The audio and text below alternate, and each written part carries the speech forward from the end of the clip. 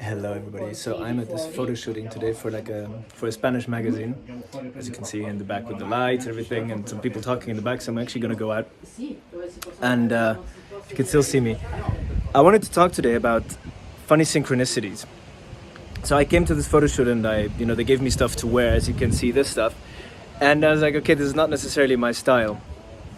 And then it says "Be Conscious" as part of the brand.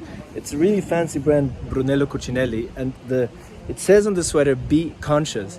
I found it really funny. First of all, it's a fun synchronicity because it has to do with my work, obviously, and at the same time, I have to laugh because conscious has become such a buzzword. It's like everybody just puts conscious on there now, and of course, generally, it's a good thing if people become more conscious. But of course, I had to laugh that it's like an upscale, hyper expensive fashion brand has this "be conscious" thing on them. So no judging here, but I think it's a good thing. I don't know what's behind this story. Maybe there is a deeper meaning behind the "be conscious" branding aspect that I don't know about. But I find it really interesting that conscious has become this hype word, this buzzword that everybody's throwing around right now, without many people, how should I say, without many people really maybe knowing what that really means. So again, I'm not saying that I know everything. I know that I know nothing. That's what I'd rather say. But there's an interesting hype around consciousness and healing, and then everybody's traveling to Peru to drink ayahuasca, and then everybody starts to wear crystals and all these kind of funny things. Which is nice, and I think it's better than it's a step in the right direction maybe. But what does it really mean for people? What do people really understand by conscious? What does it mean? What is healing? In my opinion, healing means integrating the shadow side of us. What is the shadow side of us? The shadow side of us are those parts in us that we do not necessarily like, that we disown, that we don't want to have, that we don't want to see, that we don't want to feel. So we rather have the fun and nice and hey, let's all be conscious and fun, but not really owning the shadow side, the painful stuff, the nasty stuff, the ugly stuff, which is also a side of us.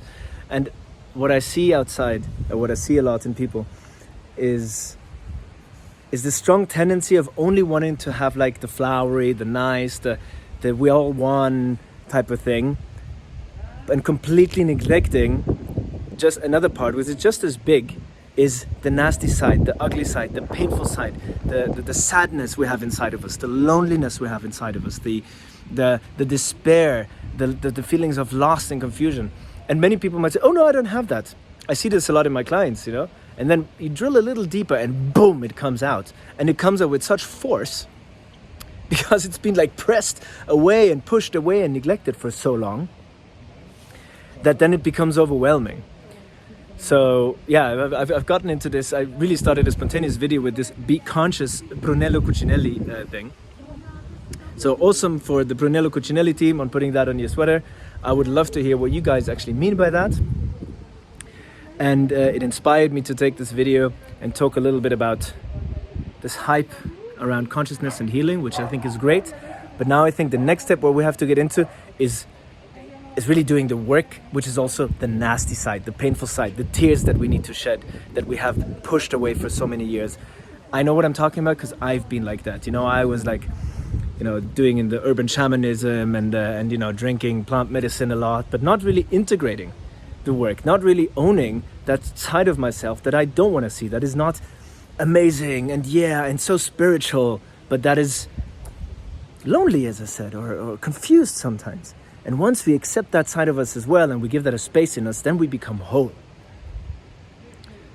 And then we become real.